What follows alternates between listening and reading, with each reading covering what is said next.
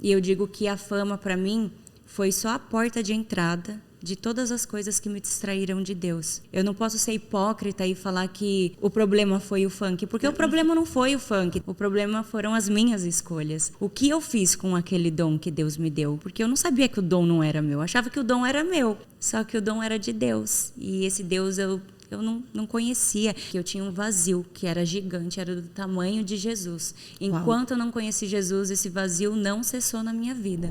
Vem vivendo, né, uma verdadeira metamorfose, um desabrochar. Sim. E amiga, vamos começar do começo, né? Vamos começar do começo. Não vou dar spoiler para você não, tá? Vou começar do começo. Me fala aí, qual foi o ponto da virada? Primeiro, eu acho que eu preciso falar que a minha história ali na música começou em 2013, eu tinha 19 anos, e foi onde eu conheci o mundo. Foi um convite? Ou você foi buscar? Alguém te achou ou você foi buscar? Eu busquei, eu agi, eu escrevi uma música, e uma coisa que eu nunca falei em lugar nenhum, que me veio na mente um pouco antes de começar, antes de eu produzir essa primeira música, o dono do estúdio, essa live não tem a ver com religião, mas ele era cristão. E ele olhou para mim e ele falou assim: você sabe que a sua voz é muito boa, né? Você vai ser uma ótima cantora, mas se você lançar esse funk agora, você vai ser taxada por isso, você vai ser funkeira. Você não quer pensar um pouco, escrever outra música, fazer algo assim mais voltado para Deus? Acredita que isso aconteceu? Uau. E eu falei, não é isso que eu quero gravar o funk sempre do meu jeito, sabe? Eu sempre quis as coisas do meu jeito. E eu lembrei disso agora, então, ele chama Douglas, eu acho que ele vai ficar super feliz quando ele assistir. Vamos mandar para ele o vídeo, Douglas, esse vídeo é para você. Ele deve falar, eu avisei, eu falei. Mas, enfim, começou em 2013, foi onde eu escrevi a minha primeira música. Era uma homenagem para um funkeiro, que depois eu cheguei a me relacionar, até noivei com ele, tem uma super história, assim, minha história tem muitos detalhes. Sério.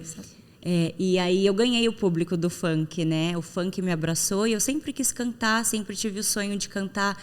Desde pequena, fazia autógrafo no caderno das crianças da escola, falava, guarda, porque um dia eu vou ser famosa. Uau. E isso vai valer muito. Eu falava isso. E eu achava que o meu propósito era crescer, ser famosa e ser cantora. Que era o que eu tinha no meu coração, né? Uma criança inocente. E aí eu lancei essa música e o público do funk me abraçou. Então, eu sempre quis ser reconhecida, eu sempre quis ser cantora, e aquilo estava acontecendo pela primeira vez. Aí eu pensei, se é o funk que me abraçou, é no funk que eu vou. E aí eu comecei a fazer música e não demorou muito para estourar a primeira música. Minha primeira música foi Pararatibum, foi assim a nível nacional e internacional. Foi uma música que teve muitos milhões, só que pelo nome já deve saber o conteúdo que eu entregava, né? Eu fiz uma paródia ali da Branca de Neve e os Sete Anões. E isso me trouxe muitos fãs, crianças também. E a música explodiu e aí todo mundo começou a rebolar na internet. Eu tenho essa parcela de culpa nisso. E foi ali que começou, né, a minha virada. E aí eu fiquei reconhecida, comecei a fazer shows, viajei muitos países pelo show. O funk é um mundo à parte, né? Então, às vezes eu falo minha música e o público que está assistindo nem tem a noção. Mas, assim, teve 3 hits que eu escrevi que bombaram muito, assim, acumularam muitos e muitos milhões mesmo. E foi o que me manteve esses 10 anos no funk, sempre fazendo show e tal. E eu agradeci a Deus pelas conquistas, eu agradeci a Deus pelo sucesso. Você lembrava de Deus naquele momento? O Deus que eu conhecia pela boca das pessoas, não o Deus que eu buscava. Então, assim, eu sabia que existia um Deus, as coisas davam certo na minha vida, porque eu sempre sentia que eu era assistida, que eu era cuidada, eu não sabia dizer o quê, eu falava isso para minha mãe, até conto, eu sempre senti que tinha algo que estava me guiando, só que eu não sabia dizer o que era. Eu não cresci num lar cristão, meus pais não cresceram num lar cristão, então eu não tinha acesso, sabe? E eu também não buscava. Que a fama, o dinheiro fácil foi me afastando e me afastando cada vez mais. E eu digo que a fama, para mim, foi só a porta de entrada de todas as coisas que me distraíram de Deus. Eu não posso ser hipócrita e falar que o problema foi o funk, porque o problema não foi o funk. Tem vários funks que falam de superação, que falam até sobre Deus. Tem o MC Marques, que toda música ele fala sobre Deus. Então, seria muito injusto eu falar mal, né? Generalizar um gênero por conta dele, porque tem muitas pessoas que falam do que é bom. O problema foram as minhas escolhas. O que eu fiz com aquele dom que Deus me deu? Porque eu não sabia que o dom não era meu. Eu achava que o dom era meu. Eu vou crescer, eu vou ficar famosa, eu vou comprar a casa da minha mãe. Fui motivada, né, em mudar a realidade da minha família, porque eu achava que o dom era meu. Só que o dom era de Deus. E esse Deus eu não conhecia. Eu não sabia diferenciar Deus de Jesus, a história. Aí falavam, Jesus nos salvou. Eu falava, mas salvou como? Como que Jesus salvou? Então, assim, eu era realmente extremamente imatura em relação à palavra. E eu vivi muitos anos, sabe, nesse looping, fazia show, ia para lugares legais, ia para lugares péssimos e cantava a pior coisa que tinha para cantar. Em muitos momentos eu me questionava, porque eu tinha muitas fãs crianças. Eu tinha cabelo azul, longo, então chamava atenção. Você tava de cabelo azul? Tava. Então chamava a atenção das crianças. E aí as mães levavam as crianças no aeroporto, levava até em show, levava no hotel que eu tava.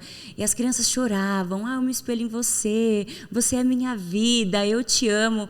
E nesses momentos eu me perguntava, mesmo sem muita consciência do que eu estava fazendo, eu me perguntava, que tipo de espelho eu estou sendo, né? O que eu estou passando? Só que aí é sem censura, né? Eu posso falar sobre tudo. Sem censura, você pode falar tudo. Esse podcast aqui é livre. E o objetivo dele é gerar transformação na vida das pessoas que estão assistindo. Então, flua, amiga. Eu amei muito o mundo. Tudo que o mundo me ofereceu, eu aceitei. Eu fazia exposição do meu corpo em cima do palco. Comecei a beber e bebia muito. Amava viver o prazer momentâneo ali. Fiz uso de várias drogas, mais pesada que todo mundo fala que é tranquilo, porque é natural, é a maconha, né? A maconha foi a mais desafiadora para eu abandonar, porque eu tentava muitas vezes deixar, e por falar, não faz mal, é natural. Nisso se passaram, assim, 10 anos, né? E trabalhei com pornografia, vendi fotos e vídeos do meu corpo, porque me trazia dinheiro fácil. E, resumidamente, o dinheiro ali se tornou o meu senhor. Aonde dava dinheiro eu queria fazer, eu queria estar, eu queria me expor. E eu amei o mundo. Eu não posso falar aqui, eu não amei, porque eu amei o mundo. E eu vivi nesse mundo, porque eu não conhecia Deus. Só que toda vez que eu subia no palco e eu descia do palco, eu sentia um vazio muito grande dentro de mim. É isso que eu ia te perguntar, qual era o sentimento nessa época? Então, quando eu me vestia de Tatizaki, eu subia naquele palco, né? E eu mascarava, tipo, o lamaçal que era a minha vida. Eu tive 3 depressões durante a minha vida. A minha primeira depressão começou com 13, 14 anos. Foi bem pesada, assim, foi bem difícil.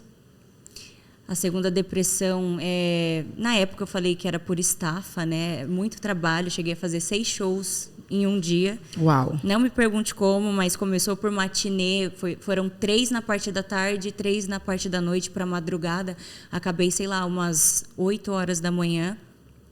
Então, assim, eu fui movida pelo dinheiro totalmente. Eu estava muito focada em mudar a realidade da minha vida, a realidade da minha mãe.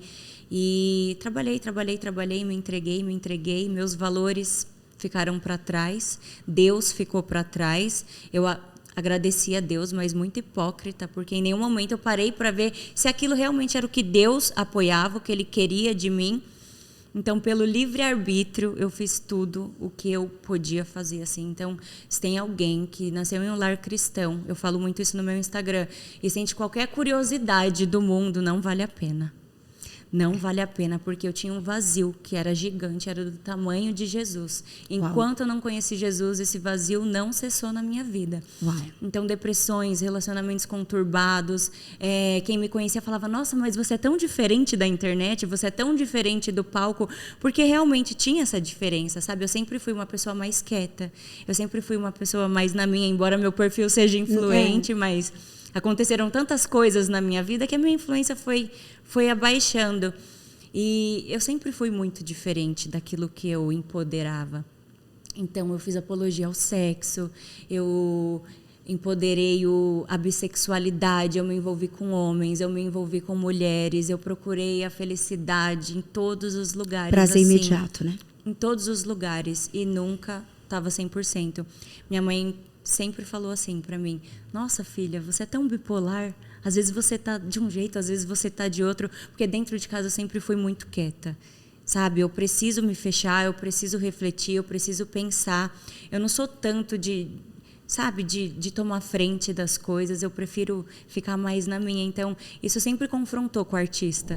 A gente se acha humilde, se considera porque a gente serve de alguma maneira o próximo ao ser médico, né? Mas eu vi que tinha muito de orgulho para ser tratado, para ser moído.